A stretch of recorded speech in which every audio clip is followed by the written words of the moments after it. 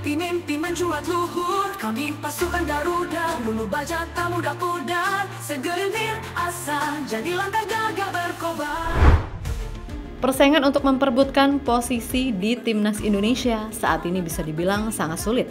Yap, dengan segala proses yang ada, so pasti standar pun juga otomatis ikut naik. Itulah kenapa tiap pemain dituntut untuk bisa menunjukkan semua yang mereka bisa, terutama ketika di level klub. Akan tetapi kita juga nggak bisa menapik kalau ada pemain timnas yang cuma jadi camat di klubnya.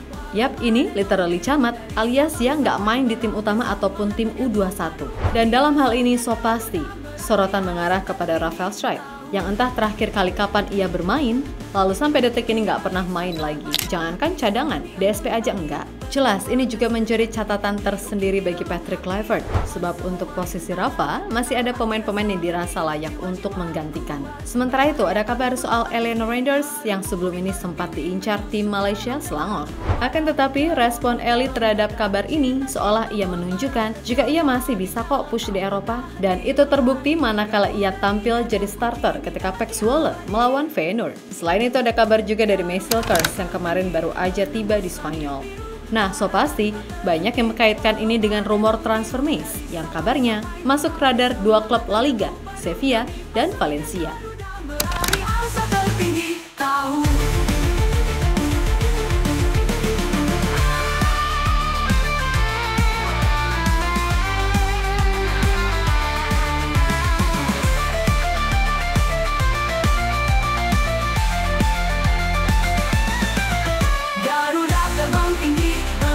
Langit biru, harapan tak berhenti, walau badai membiru, dari Sabang sampai Merauke semua. Soal sepak bola, mungkin semua sepakat kalau Indonesia adalah salah satu negara yang fanatismenya luar biasa. Yang mana itu bertambah ketika sekarang ini prestasi timnas Indonesia pelan-pelan udah mulai menunjukkan progres maksimal. Yap, Indonesia bukan lagi sebuah tim yang bisa dibuat ceng-cengpo oleh negara-negara besar di Asia.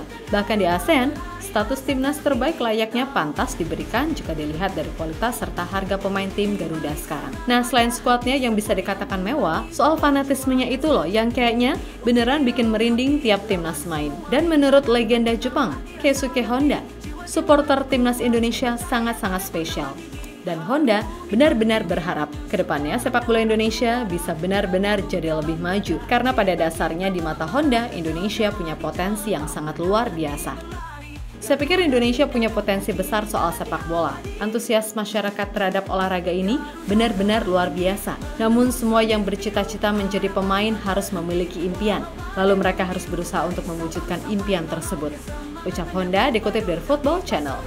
Yap, tentu, sekedar punya fanatisme tanpa jago ya sama aja kurang. Pada akhirnya memang kualitas level permainan tim Garuda sekarang bisa dibilang dua level di atas era sebelumnya. Dan harus diakui, masuknya pemain-pemain diaspora sedikit banyak mampu memberikan dampak yang berarti.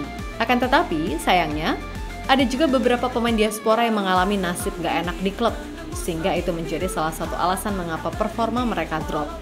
Yap, dari sekian nama, mungkin Rafael Strijk adalah yang paling melas. Di saat pemain lainnya masih terhitung mending karena meskipun tampil di U21 ataupun jadi subs. Nah, Rafa ini beneran kasihan dan mungkin kita juga udah lupa kapan terakhir kali Rafa main untuk Brisbane Roar. Karena faktanya dia selalu nggak pernah main, bahkan untuk masuk DSP pun sulit. Itulah kenapa untuk laga melawan China serta Jepang mungkin ada pertimbangan khusus bagi tim pelatih untuk menepikan dulu Rafa sampai ia benar-benar menemukan kembali formnya.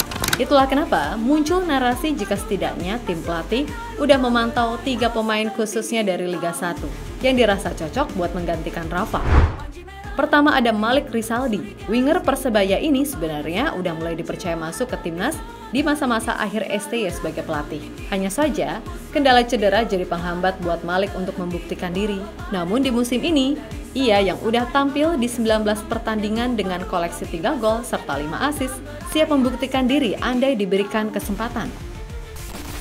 Yang kedua ada Yakob Sayuri. Ini juga sebenarnya merupakan langganan timnas di era STY. Namun di laga versus Aussie serta Bahrain kemarin, namanya nggak dipanggil karena dianggap kalah saing oleh Kevin Dix serta Sandy Walsh di pos bek kanan.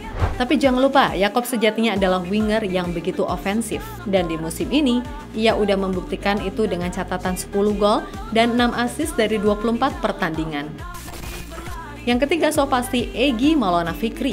di mana Egy pastinya ingin membuktikan jika dirinya layak usai kemarin harus dicoret karena cedera. Dan musim ini memang jadi musim yang moncer buat Egy. Terbaru, kendati Dewa kalah 2-1 dari Malut, tapi 1 gol yang dicetak Egy seolah menjadi sinyal bagi Kluivert jika dia siap memberikan yang terbaik. Terlebih, Egy sekarang tercatat sebagai pemain lokal tersubur di Liga 1 dengan torehan 12 gol dan 5 assist dari 26 pertandingan.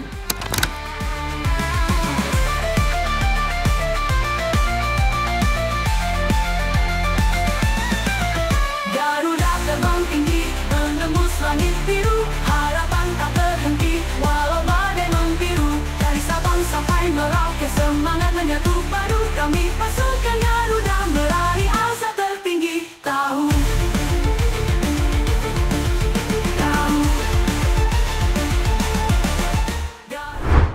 Sementara itu ada kabar soal Eleanor Renders. Yap, sebelum ini Eli sempat dirumorkan masuk ke dalam incaran tim Liga Malaysia Selangor.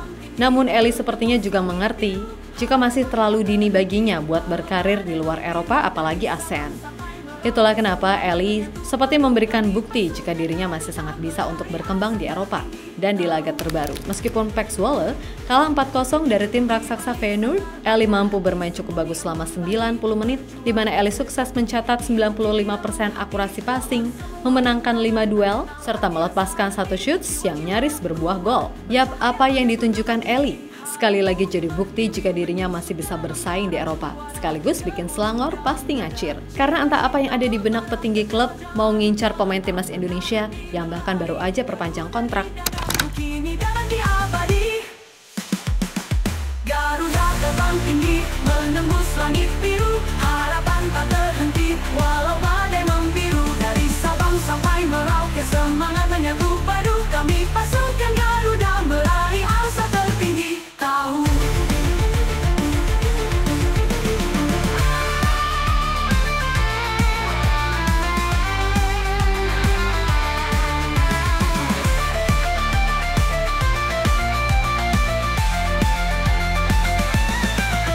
Garuda terbang tinggi, menembus langit biru, harapan tak berhenti, walau badai membiru. Dari Sabang sampai Merauke, semangat. Di sisi lain ada Misil Kars yang kemarin kedapatan bikin story lagi ada di Spanyol. So pasti publik pun banyak yang berasumsi kalau Meis akan menjalani proses negosiasi dengan salah satu klub di La Liga. Karena sebelum ini pun Meis udah dihubungkan dengan 2 tim asal Spanyol, yakni Sevilla dan Valencia.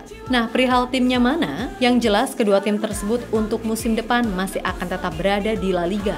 Dan musim ini kedua tim posisinya cuma terpaut 1 strip, Valencia 14, Sevilla 15. Namun di luar itu, jika Meis pindah ke La Liga, maka itu akan menambah daftar catatan pemain timnas Indonesia yang main di Liga Top Eropa. Karena sebelum ini, selain Jesus di Serie A, udah ada Kevin Dix yang musim depan fix main di Bundesliga. Dan di La Liga, Meis akan benar-benar mendapatkan tempaan luar biasa karena level di sana so pasti lebih sulit dari Eredivisie. Kemudian Meis juga akan berkesempatan melawan pemain-pemain terbaik seperti Lamine Yamal, Pedri, Raphinha, Vini, Mbappe, Bellingham, Griezmann, Julian Alvarez, hingga sang The Real GOAT, Anthony El Gangsing.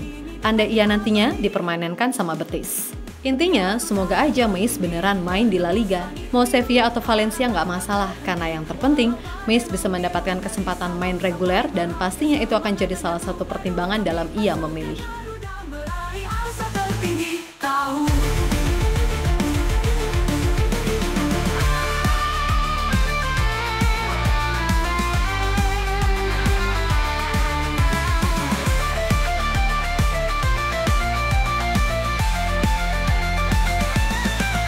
Garuda terbang tinggi, menembus langit biru.